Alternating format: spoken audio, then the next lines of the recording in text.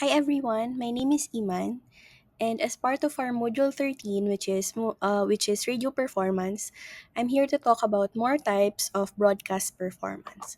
So the rest of my group mates will talk about what radio performance is, our tips, how to be effective broadcasters.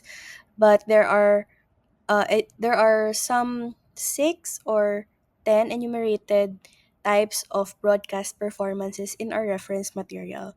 So I'll go through 3 of them in my presentation. So here is our discussion outline. First, we'll review what radio performance is. So this will be discussed in more detail by my fellow group mates. And then, to be able to appreciate radio performance better, we'll look into 3 different types. For this presentation, we'll talk about the narrator, the program host, and the commentator.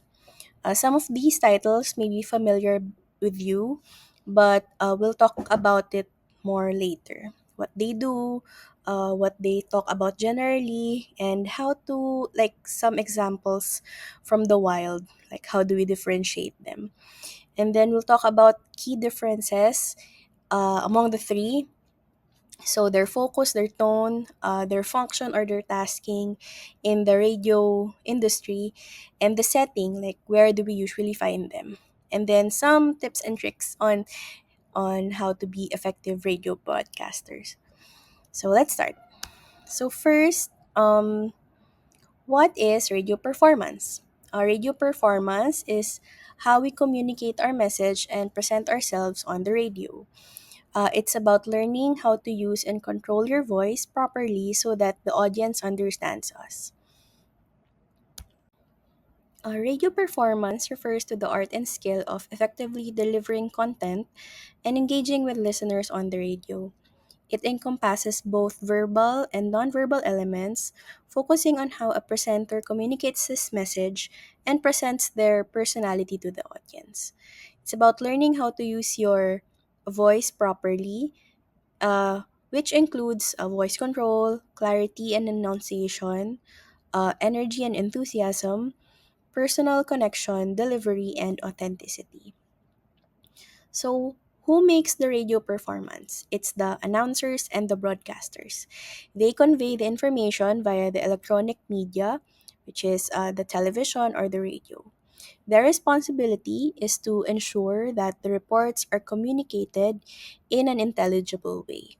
Since this is mass media, we want na yung mga listeners natin can understand what the radio broadcasters or the announcers are are telling us. So this is important especially if news yung pinag-uusapan natin, or like commentaries or important updates on issues relating to society, or like important updates on issues and news. So, what are types of broadcast performances? So, these are the 3 na pag-usapan natin today, which is the reporter, the program host, and the commentator. So, for the first one, the reporter, it's a performer who is responsible for providing the running descriptive presentation of an actual event.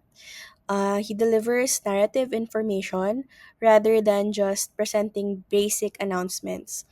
And usually, he's live on the scene or somewhere outside the radio studio.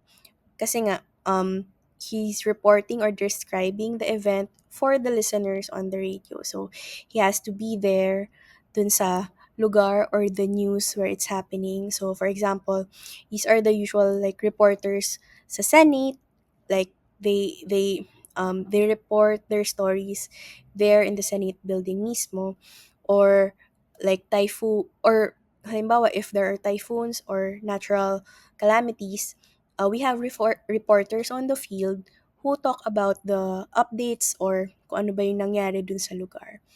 So yun, those are our reporters. The next is the program hosts, or these are the radio presenters. So as a full-time job, they also plan, gather, broadcast material, write scripts, produce programs, interview guests, and deliver information. They mostly stay in studio as much as possible since sila nga yung nagra-run ng entire show. So, imagine if you listen to Teleradyo or DZBB, sila yung mga may special effects pa while talking about the news of the day or when interviewing or presenting like important updates or issues. Sila yung nag-moderate talaga nung entire program so that it runs smoothly. So sila yung yun nga, sila yung nag-interview kapag may mga guests sila na kailangan kausapin about who or if they want to get inputs from guests on a particular issue, sila yung gumagawa nun. And they have to stay in studio kasi nga lahat nung gamit nila ay nandun and they're the ones they're the ones uh they're the ones running the program. So, yun. The next one is the commentator. It's a radio personality who takes the news of the day and relates it to past events or to those of the probable future. They provide analysis, opinion, or expert insights on specific topics, often related to news, sports, and politics. In the reference materials, sa reference materials natin, may hiwalay na description for sports commentator, which is basically the same of what a commentator really does. Nagde-depend lang talaga siya dun sa expert insight na pag-uusapan nila. So, if they have usually radio programs interview or have in-house commentators that talk about the news or like reflect on politics on what's happening and sports like commentary like Sev Sarmienta. So these political pundits also provide like deeper insight on the issues and the news which makes the radio program more valuable kasi may napupulot na extra insight yung listeners nila. So, sa tatlong 'to, ano yung key differences nila? So, ang focus ng reporter is factual reporting. So, since news yung pinag-uusapan nila, mas facts and detail-oriented sila. Ang focus naman ng program host is to entertain, to engage with whoever is they're talking to. So, kung may guests sila na kailangan interviewin, kailangan nila i-engage yon or kapag may phone patch or comments from phone-in comments or phone-in questions, they have to engage with that. For commentators naman, their focus really is to analyze, to give opinion on their specific topics.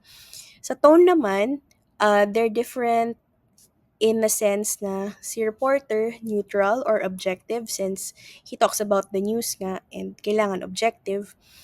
The host is more dynamic and engaging since you have to interact with another person or have to keep the show going. And then the commentator naman is more analytical or subjective kasi nga you analyze the specific topic. The function of a reporter is to report the news. The host naman is to host the program and manage the flow of the program. And the commentator comments or offers an opinion on the specific topic. The setting, kung nasan mo sila makita, reporters are usually on the field, like live from wherever they are. The host is usually in studio. And the commentary, depending on kung ano yung pinag-uusapan, kung ano yung topic, if it's news, sports, or politics, they can be found in studio or on the field. So, here are some tips um, on broadcasting if you want to go into broadcasting. So, these can also be found in a reference material. So, develop and refine your speaking skills, your articulation, enunciation, pronunciation, variety, and intonation to keep your audience engaged. Second is you explore your talent and know your speaking qualities and build natural rapport with your audience. So, if talking is something you really want to do, you can explore this and develop so that it can be a viable career for you. Everything can be enhanced through practice. So study, and effort to improve if this is really what you want to do. Confidence and maturity are acquired through years of actual work on the air. So hindi siya overnight na magaling ka ng broadcaster. So it really takes a lot of work. It's like writing, like everything else. And never stop working at being better. Some discussion Since tapos na ang ating discussion, I wanted to ask the class the following questions. So, first, who's your favorite radio host? Give at least two characteristics that make them good radio personalities in your opinion. So these can be anyone, a reporter, a host, or a commentator, and then give like qualities you like about them. And then second is some radio programs run teleradio channels where you can see the program host in the radio booths and you can observe how they run the show. How do you think this affects their radio performance and how does this, relate to their audience?